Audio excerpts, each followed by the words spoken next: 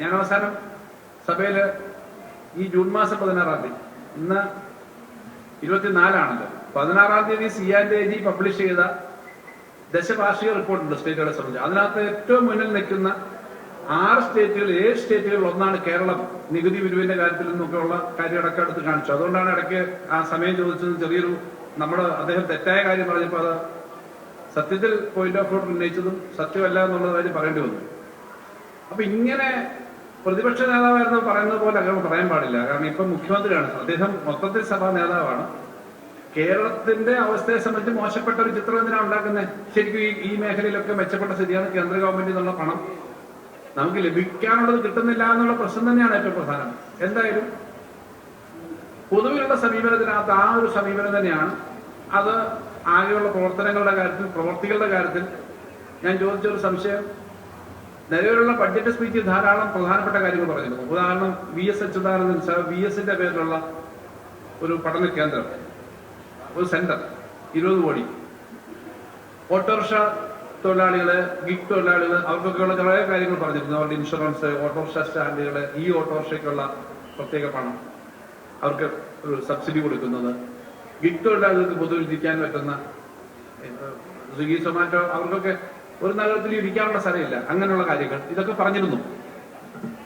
ഇതെല്ലാം ആ ബഡ്ജറ്റ്, അതുപോലെ ധാരാളം കാര്യങ്ങൾ അതിനകത്ത്. കോളേജ് വിദ്യാർത്ഥികളുടെ free education, college up two degree free ആക്കുന്നത്, കണക്ട് വർക്ക് തുടങ്ങി ഓരോ മേഖലയിലും സ്ത്രീ സുരക്ഷാ പെൻഷൻ പദ്ധതി, ഇതിനെ സംബന്ധിച്ചൊന്നും ആ ബഡ്ജറ്റിനകത്തെ കാര്യങ്ങൾ പുതിയ ബഡ്ജറ്റിൽ പറഞ്ഞിട്ടില്ല. അപ്പൊ ശ്രീ രമേശ് ചെന്നിത്തല ഒരു കാര്യം ഉന്നയിച്ച് പറഞ്ഞു, പഴയ ബഡ്ജറ്റിനകത്തുള്ളതെല്ലാം ഉണ്ട്, അതിന് അഡീഷണൽ ആണ് ഇതെന്ന് പറയുകയുണ്ടായി. പക്ഷെ അത് അങ്ങനെയാണെന്ന് അറിയാൻ പറ്റുന്നില്ല ഇപ്പോൾ.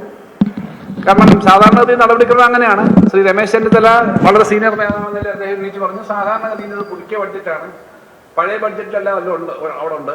പക്ഷെ ഇപ്രാവശ്യം ഭരണാനുമതി നൽകിയ പ്രൊവിഷൻ ബഡ്ജറ്റിൽ, പിന്നെ പ്രവൃത്തികളുടെ കാര്യത്തിലും ഭരണാനുമതി നൽകാത്ത 20% വർക്കുകളുടെ കാര്യത്തിലും പുതിയ ലിസ്റ്റ് വന്നതുകൊണ്ട് ആ കാര്യം ഞാൻ വീണ്ടും ചോദിച്ചിരുന്നു. അതുണ്ടെന്ന് ശ്രീ രമേശ് ചെന്നിത്തല പറഞ്ഞു. മുഖ്യമന്ത്രിയുടെ മറുപടിയിൽ അതിൽ ക്ലാരിറ്റി ഉണ്ടായിട്ടില്ല. ധാരാളം പ്രവൃത്തികൾ നമ്മുടെ മണ്ഡലങ്ങളിലെ കട്ട് ചെയ്ത് പോയിട്ടുണ്ട്. അതിന് കറക്റ്റ് ചെയ്ത് വരുമെന്ന് പ്രതീക്ഷിക്കുന്നു. പക്ഷേ ഇപ്പോഴത്തെ സ്ഥിതി അനുസരിച്ച് ഇപ്പൊ ഇത് പാസ്സാക്കിയതനുസരിച്ച് അത് വന്നത് കാണുന്നില്ല. ഇപ്പൊ കുറെ അഡീഷണൽ വർക്കുകൾ അവിടെ അനൗൺസ് ചെയ്തു. അത് വാസ്തവത്തിൽ പൊതുവിൽ LDFന്റെ MLA-മാരുടെ ഒന്നും പ്രപ്പോസൽ മേടിച്ചിട്ടില്ല, അതും ഒന്നും വന്നിട്ടില്ല. അത് ഭരണപരമായ ഒരു കാര്യം ഞാൻ പറഞ്ഞതാണ്. ഇപ്പൊ എന്റെ മണ്ഡലത്തിൽ ഉൾപ്പെടെ പ്രധാനപ്പെട്ട ചില പ്രവൃത്തികൾ വരാത്തതുണ്ട്, അങ്ങനെ വരാത്തതുണ്ട്. എല്ലാ മണ്ഡലത്തിലും ഉണ്ട്. എല്ലാ മണ്ഡലത്തിലും പ്രധാനമായിട്ട് LDFന്റെ ഉണ്ടാവും.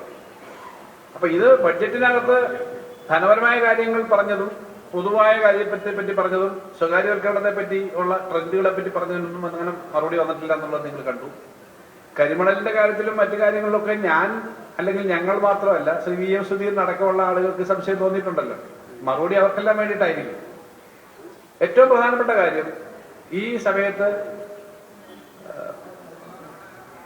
നമ്മുടെ മദ്യത്തിന്റെ നികുതിയായി ബന്ധപ്പെട്ടൊരു കാര്യം വന്നിരുന്നു, വീര്യം കുറഞ്ഞ മദ്യം. അദ്ദേഹം ഒരു കാര്യം സമ്മതിച്ചു, കഴിഞ്ഞ 3 വർഷക്കാലം ഈ ഫയലൊക്കെ വന്നെങ്കിലും ഇത് ഒപ്പിട്ടിട്ടില്ല എന്ന് മാത്രമല്ല, അദ്ദേഹം കഴിഞ്ഞ ലോക്സഭാ തെരഞ്ഞെടുപ്പിന്റെ സമയത്ത് പറഞ്ഞത്, ഇങ്ങനൊരു വീര്യം കുറഞ്ഞ മദ്യത്തിന്റെ കാര്യം വരുന്നുണ്ട്, എന്തോ അഴിമതിയുടെ കാര്യങ്ങളാണ് നടക്കുന്നത്, കോർപ്പറേറ്റുകൾക്ക്, കമ്പനികൾക്ക്, കുത്തക മദ്യ കമ്പനികൾക്ക് കേരളത്തിന്റെ മദ്യരംഗം കൊടുക്കാനാണെന്നൊക്കെ അദ്ദേഹം തന്നെ പറഞ്ഞിരുന്നു. ഏതായാലും ഇപ്പൊ ആ നിയമം കൊണ്ടുവരാൻ ശ്രമിച്ചു, റേറ്റ് ഫിക്സ് ചെയ്ത് അവരെ സഹായിക്കാനാണ് എന്നുള്ളത് തർക്കമില്ല. വ്യാപനം വലിയ തോതിൽ വരും. അതിന് ഞങ്ങൾ ചില എതിർപ്പ് പറഞ്ഞതിനെ പറ്റി, ഞങ്ങൾ മാത്രമല്ല UDF കക്ഷികളിൽ തന്നെ തർക്കമുണ്ട്. അപ്പൊ അതിനെപ്പറ്റി അദ്ദേഹം പറഞ്ഞത് 2 കാര്യങ്ങൾ പറഞ്ഞു. ഒന്ന്, UDFന്റെ കമ്മിറ്റിയിലെല്ലാം വെച്ച് ഇത് ചർച്ച ചെയ്തിട്ടൊന്നുമല്ല തീരുമാനിക്കുന്ന, അവസാനമാണ് ചർച്ച ചെയ്തിട്ടുള്ളൂ. ഇനി നടപടിക്രമം എന്ന് പറഞ്ഞാൽ 2 ബില്ലുകളാണ് ഇനി സഭ ചർച്ച ചെയ്യുന്നത്. ധനകാര്യ ബില്ല്, പിന്നെ ഈ റീഅപ്രോപ്രിയേഷനൊക്കെ ആയിട്ട് ബന്ധപ്പെട്ട ബില്ല്. രണ്ടാമത്തെ കാര്യം ഫൈനാൻസ് ബില്ല്. നേരത്തെ ഫൈനാൻസ് ബില്ല് അജണ്ടയിൽ കാണിച്ചിരുന്നില്ല. ഫൈനാൻസ് ബില്ലുണ്ടെങ്കിൽ അതിനകത്തെ ടാക്സിന്റെ റേറ്റ് തുടങ്ങിയ കാര്യങ്ങളെല്ലാം വരുന്നതാണ് ഫൈനാൻസ് ബില്ല്. ഫൈനാൻസ് ബില്ല് സഭ വന്ന് പാസ്സായാൽ അന്ന് തൊട്ട് വേണമെങ്കിൽ സാങ്കേതികമായി പറയാം, നോട്ടിഫിക്കേഷൻ എന്നൊക്കെ പറയാം, ഫൈനാൻസ് ബില്ല് പാസ്സായാൽ അത് നടപ്പിലാക്കണം. ആ ഫൈനാൻസ് ബില്ലിനകത്തേക്ക് ഇത് കൊണ്ടുവരാനാണ് ഈ പുതിയ, പിന്നെ ഇപ്പൊ ഇവിടെ ചർച്ച ചെയ്യപ്പെട്ട കമ്പനി ബെക്കാർഡി റീസറിന്റെ പോലെയുള്ള കാര്യങ്ങൾ പറഞ്ഞെങ്കിലും വീര്യം കുറഞ്ഞ മദ്യത്തിന്റെ കാര്യത്തിൽ നിയമം വന്ന് അത് പാസ്സാക്കാനാണെങ്കിൽ പിന്നെ ഈ ചർച്ച ചെയ്യും എന്ന് പറഞ്ഞതിനകത്തൊന്നും വലിയ പ്രസക്തിയില്ല. ഇപ്പോഴത്തെ ഫിനാൻസ് ബില്ല് കൊണ്ടുവരുന്ന ഒരു സ്വഭാവം കണ്ടിട്ട് അതിലേക്ക് പോകുന്നുണ്ടെന്ന് പറഞ്ഞു. പക്ഷെ അദ്ദേഹം അവിടെ ചർച്ച ചെയ്ത് പറഞ്ഞു. ഇപ്പോ അതിശക്തമായ എതിർപ്പ് ഈ വീര്യം കുറഞ്ഞ മദ്യത്തിന്റെ കാര്യത്തിൽ പുറത്തുനിന്ന് ജനങ്ങളുടെ നിന്നുണ്ട്.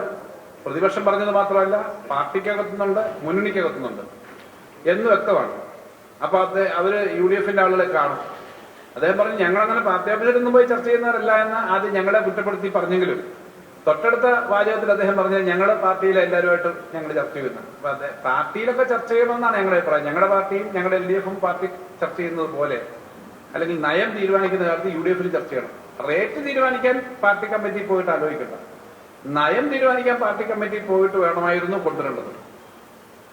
നയം ഇത് വേണം എന്നുണ്ടെങ്കിൽ LDF നടപ്പിലാക്കാത്തൊരു കാര്യമാണ്. UDF ഇത് നടപ്പിലാക്കുന്നെങ്കിൽ പാർട്ടി കമ്മിറ്റിയിൽ ചർച്ച ചെയ്ത് പാർട്ടിയും UDF ചർച്ച ചെയ്തതിനു ശേഷമായിരുന്നു കൊണ്ടുവരേണ്ടിയിരുന്നത്. എന്തായാലും അവരുമായിട്ട് ചർച്ച ചെയ്യുമെന്ന് പറഞ്ഞിട്ടുണ്ട്, നല്ല കാര്യം. പക്ഷെ ബില്ല് വന്നു കഴിഞ്ഞാൽ ഇത് നടപ്പിലാവും. അപ്പൊ ബില്ല് കൊണ്ടുവന്ന് ചെയ്യാനാണ് ആഗ്രഹിക്കുന്നതെങ്കിൽ ചർച്ച എന്ന് പറയുന്ന ഒരു പ്രഹസനമായിരിക്കും എന്നുള്ളതാണ് ഏറ്റവും പ്രധാനപ്പെട്ട കാര്യം. മുസ്ലിം ലീഗിന്റെ നേതൃത്വത്തോടും കോൺഗ്രസിന്റെ നേതൃത്വത്തോടും മറ്റ് ഘടകകക്ഷിയിലെ നേതാക്കന്മാരോടും കോൺഗ്രസ് പാർട്ടിയിലും ഒക്കെ ചർച്ച ചെയ്ത് കാര്യങ്ങൾ ചെയ്യാനാണെങ്കിൽ ഇത് സംബന്ധിച്ച് പുനരാലോചനയുണ്ടെങ്കിൽ ഫിനാൻസ് ബില്ലിൽ ഇത് വരാൻ പാടില്ലല്ലോ. ഇപ്പോഴത്തെ സ്ഥിതിയിൽ ഫിനാൻസ് ബില്ലിനകത്ത് സാധാരണഗതി വരുമെന്ന് പ്രതീക്ഷിക്കുന്ന കാര്യങ്ങളാണ്. കാരണം 121%, 175% പറഞ്ഞിരിക്കുന്നതും കൂടി ഉൾപ്പെടെയാണല്ലോ ബില്ല് വരേണ്ടത്. അങ്ങനെ വന്നാൽ ബില്ല് പാസ്സായാൽ പിന്നെ പറഞ്ഞൊന്നും ശരിയല്ല. അത് ഇപ്പോഴും സംശയം ഉളവാക്കുന്നതാണ് അതിന്റെ സ്റ്റെപ്പ് എന്ന് തോന്നുന്നു എന്നാണ് ഞങ്ങൾക്ക് ഉള്ള സംശയം. അപ്പൊ അത് വരുന്നൊരു സ്ഥിതി തന്നെയാണ് കാണുന്നത്. ഇതെല്ലാം പറഞ്ഞെങ്കിൽ ഒരു കാര്യം വളരെ കൃത്യമായിട്ട് പറയാം, അദ്ദേഹത്തിന് ഇക്കാര്യത്തിൽ ചെയ്തത് ശരിയായില്ല എന്നുള്ള ശക്തമായ വിമർശനം വന്നതിന്റെ കാര്യങ്ങൾ അദ്ദേഹത്തിന്റെ മറുപടിയിൽ ഉണ്ടായിരുന്നു.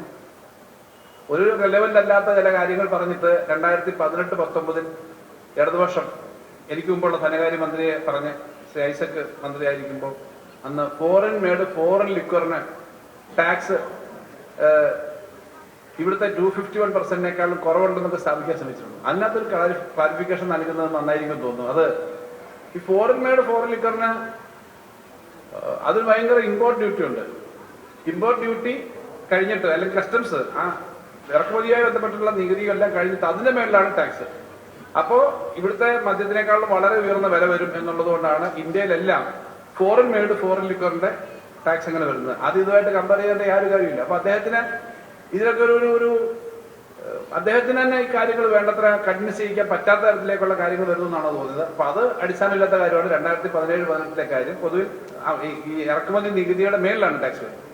ഇതിനകത്ത് നിങ്ങൾ പത്രപ്രവർത്തകർ എന്ന നിലയിൽ ഗൗരവത്തോടുകൂടി ശ്രദ്ധിക്കേണ്ട ഒരു കാര്യം, ഇപ്പൊ ഇത് ഫിനാൻസ് ബില്ലിൽ വന്നാൽ പിന്നെ ഈ ചർച്ചകൾക്കും സമവായത്തിനൊന്നും അടിസ്ഥാനമില്ല എന്നുള്ളതാണ്. എന്തായാലും അവരുടെ പാർട്ടി എന്ന നിലയിൽ അവരുടെ മുന്നണി എന്ന നിലയിൽ അത് തീരുമാനിക്കുമായിരിക്കും. ഞങ്ങൾ ഉന്നയിച്ച പ്രശ്നം വളരെ ഗൗരവതരമായിരുന്നു, ഞങ്ങൾ വെറുതെ പറഞ്ഞതല്ല. ഈ ഗവൺമെന്റ് വന്ന ഒരു മാസത്തിനകം തന്നെ ഇത്തരം കാര്യങ്ങളുണ്ട് എന്ന് ചൂണ്ടിക്കാണിക്കാൻ വളരെ ഉത്തരവാദിത്വമുള്ള ഒരു പ്രതിപക്ഷമാണ് അക്കാര്യത്തിനകത്ത് മുൻകൈ എടുത്തത്. ആ പ്രതിപക്ഷത്തിന്റെ ഉത്തരവാദിത്വവും കടമയും ഞങ്ങൾ നിർവഹിച്ചിട്ടുണ്ട് എന്ന് തെളിയിക്കുന്ന തരത്തിൽ തന്നെയാണ് ഈ വീര്യം കുറഞ്ഞ മദ്യത്തിന്റെ വ്യാപനത്തിന് വേണ്ടിയുള്ള ശ്രമത്തിനെ ചൂണ്ടിക്കാണിക്കാനും അതിനെതിരായിട്ടുള്ള ശക്തമായ കാര്യങ്ങൾ അവതരിപ്പിക്കാനും അതിനെ ഒരു ഘട്ടം വരെ ടേൺ എന്നൊന്നും ഞാൻ പറയുന്നില്ല, പക്ഷെ ഒരു ചെറിയ തടസ്സം എന്ന നിലയിലേക്ക് കാര്യങ്ങൾ വന്നത്. അതുകൊണ്ട് തന്നെ പ്രതിപക്ഷം അക്കാര്യത്തിനകത്ത് ആത്മാർത്ഥമായി കേരളത്തിന്റെ സമൂഹത്തിന് വേണ്ടി പ്രവർത്തിച്ചിട്ടുണ്ടെന്ന് വ്യക്തമാക്കുന്ന തരത്തിലേക്കാണ് പ്രവർത്തനം.